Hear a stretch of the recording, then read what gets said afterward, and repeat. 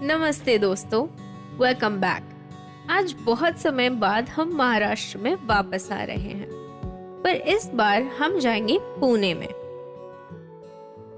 पुणे के south west भाग में सह्याद्री पर्वत की भुलेश्वर रेंज की एक आइसोलेटेड क्लिफ पर स्थित ये किला है सिंहगढ़ का मशहूर किला, और मैं हूँ इस किले का एक पत्थर। मुझे मेरे घर पर बहुत नाज है। जानना चाहते हैं क्यों? तो चलिए मेरे साथ। ये किला 2000 साल पहले बनाया गया था।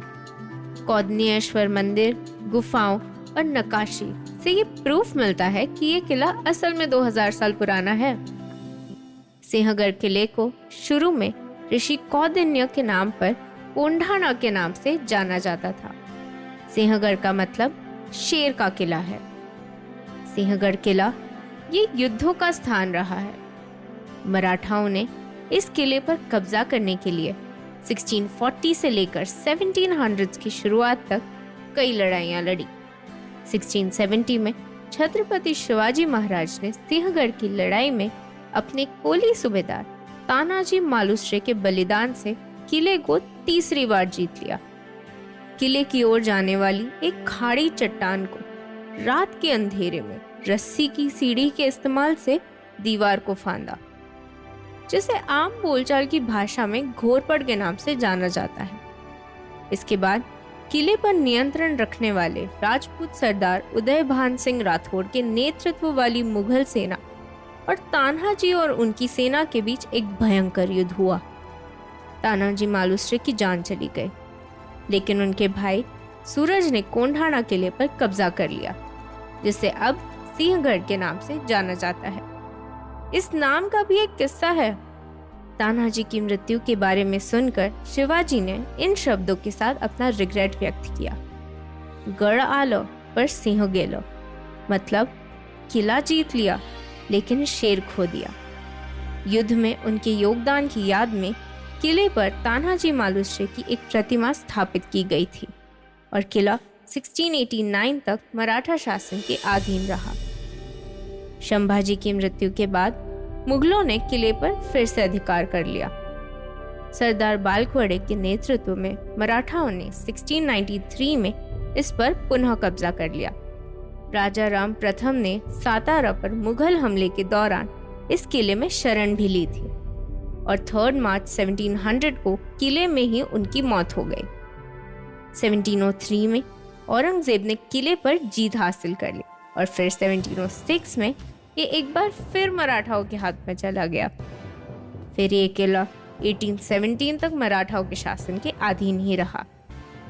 पेशवा शासन के 100 वर्षों से अधिक समय तक किले को पुणे पर हमला करने वाले शत्रु और उनके अटैक से बचाने के लिए शरण के रूप में इस्तेमाल किया गया और विद्रोहियों के लिए कारावास के रूप में।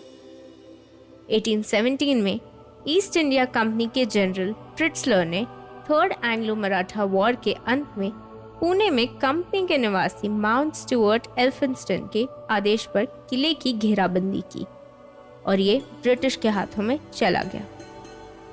पर अब ये किला पुणे के कई निवासियों के लिए एक लोकप्रिय वीकेंड डेस्टिनेशन है, जिसमें सिंहगढ़ गांव के आधार से किले के टॉप तक पहुंच वाला ट्रैक भी शामिल है। ट्रैक में 2.7 किलोमीटर की एक तरफा पैदल यात्रा शामिल है, जिसके दौरान पैदल चलने वाले को लगभग 600 मीटर्स की ऊंचाई प्राप्त होती है।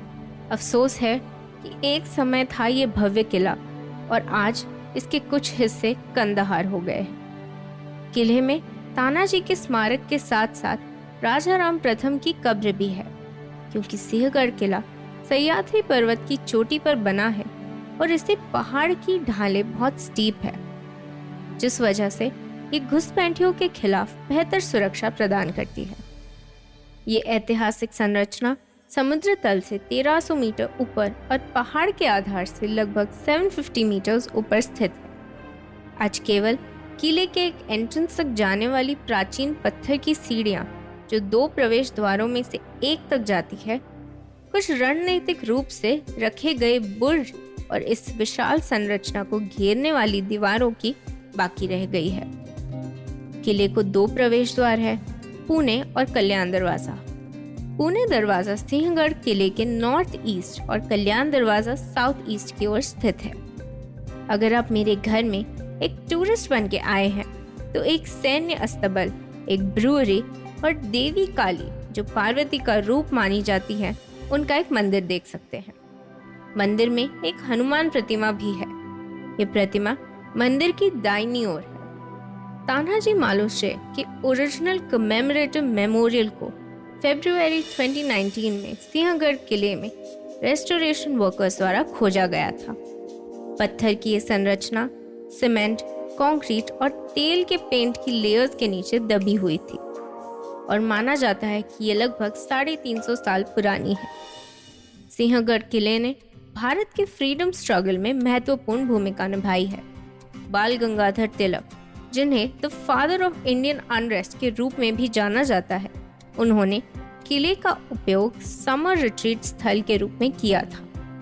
यहीं पर महात्मा गांधी ने साउथ अफ्रीका से लौटने के बाद बाल गंगाधर तिलक से ऐतिहासिक मुलाकात की थी। ये किला न केवल महाराष्ट्र के इतिहास और संस्कृति का हिस्सा है, बल्कि पूरे देश के इतिहास और संस्कृति का हिस्सा है। आज के लिए सिर्फ इतना। तो दोस्तों, आपके लिए हमारा आज का सवाल है, सिंहगढ़ किला अपने इतिहास और संस्कृति के साथ साथ अपने खाने के लिए भी प्रसिद्ध है। क्या आप उनमें से कुछ प्रसिद्ध व्यंजनों के नाम हमें बता सकते हैं? बताइए हमें through our social media handle @EPlogKids और सब्सक्राइब करें फोर्टिफाइड को on the EPlog media app या अपने प्रेफर्ड ऑडियो स्ट्रीमिंग प्लेटफॉर्म्स पर। अलविदा।